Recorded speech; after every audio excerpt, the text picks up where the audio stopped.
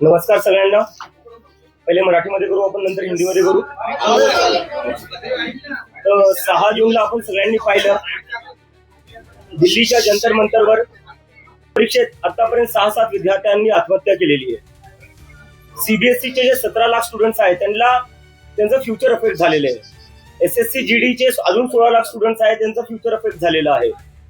असं एकंदरीत पाहिलं तर आपण SSC GD, नीट, CBSE आणि CUET हे स्टुडंट जर बघायला गेलं तर 1 करोड पेक्षा जास्त स्टुडंटचे फ्युचर अफेक्ट झालेलं आहे. तरीही याची जिम्मेदारी घ्यायला कोणी तयार नाहीये. त्यासाठी आम्ही 6 जूनला जंतर मंतरवर आंदोलन केलं होतं आणि आम्ही डिमांड केली आहे की धर्मेंद्र प्रधान यांनी तुरंत रेजिग्नेशन दिलं पाहिजे. पुण्यात उद्या 4 वाजता आम्ही आमचा शांतीपूर्ण प्रोटेस्ट करणार आहे आणि त्यानंतर आम्ही लखनौ, अमृतसर, जयपूर, बँगलोर इथेही आम्ही प्रोटेस्ट करणार आहे. तर आमची परत एकदा विनंती आहे की तुम्ही काही करून जिम्मेदारी घ्या, नैतिक जिम्मेदारी घ्या. तुमच्यामुळे स्टुडंट आत्महत्या करतायत, लाखो करोडो स्टुडंटचं भविष्य बर्बाद होते तुमच्यामुळं, सगळं वाटोळ होऊ लागलं स्टुडंटचं. याची कोणीतरी जिम्मेदारी घ्यायला पाहिजे. देशात आज अकाउंटेबिलिटी राहिली कुठे? दिल्लीला या. जर धर्मेंद्र प्रधान याचा राजीनामा नाही झाला तर 20 तारखेला दिल्ली येथे सगळ्या देशातला तरुण येईल आणि धर्मेंद्र प्रधानचा राजीनामा घेतल्याशिवाय वापस जाणार नाही. धन्यवाद. परमिशन भेटलेली आहे, काही प्रॉब्लेम नाहीये. प्रोटेस्ट कुठेही हो, 6 विद्यार्थ्यांनी आत्महत्या केलेली आहे. लाखो करोडो स्टुडंटचं आयुष्य जे आहे ते त्याच्यावर मोठा क्वेश्चन मार्क आहे. मला वाटतं आपण त्याच्यावर थोडं फोकस करूया.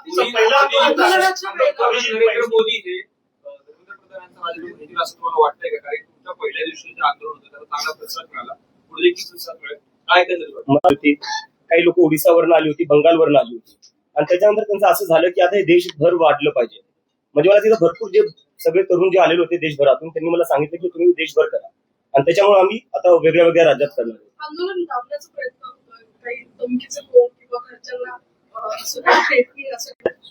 So I really respect that passion. पण आम्ही लवकरच आमच्या फॉर्मल बॉडीज पण अनाउन्स करू.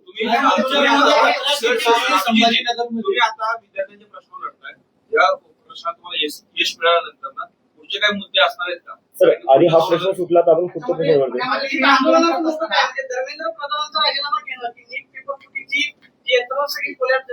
करायची गरजच पडली नसती. दिल्लीमध्ये आंदोलन करताना तुम्हाला देशातल्या अनेकांनी पाठिंबा दिला, ते तुमच्यासोबत आलेले होते.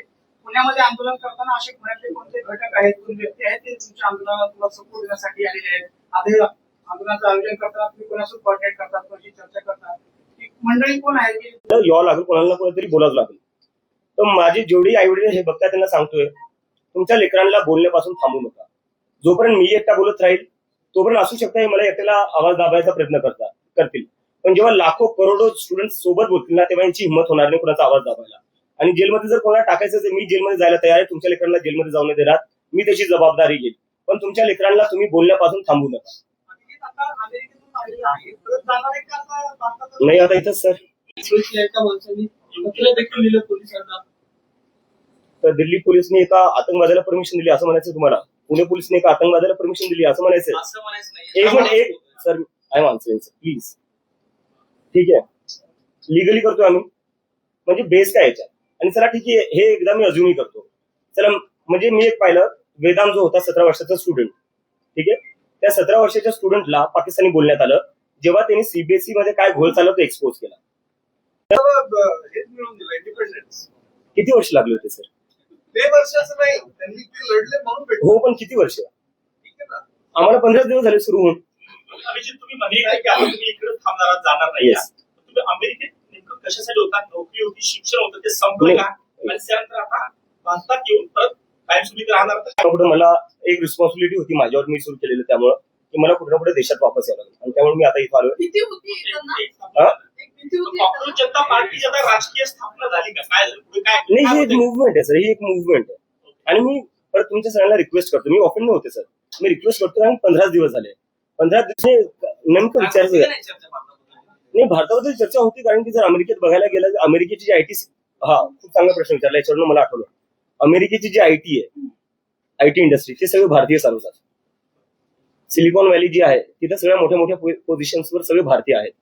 अमेरिकेत जर हायेस्ट अमेरिकेत शिक्षण घेतलंय जिथली समजा एज्युकेशन प्रणाली पाहिली ती पाहिली, काय बदल व्हायला पाहिजे, काय झालं पाहिजे, काय नाही काय होतं? सर त्याच्यावर आपण नंतर बोलू, आता आपण मला एक हिंदी, हमें सबको मिलकर आवाज उठानी पड़ेगी।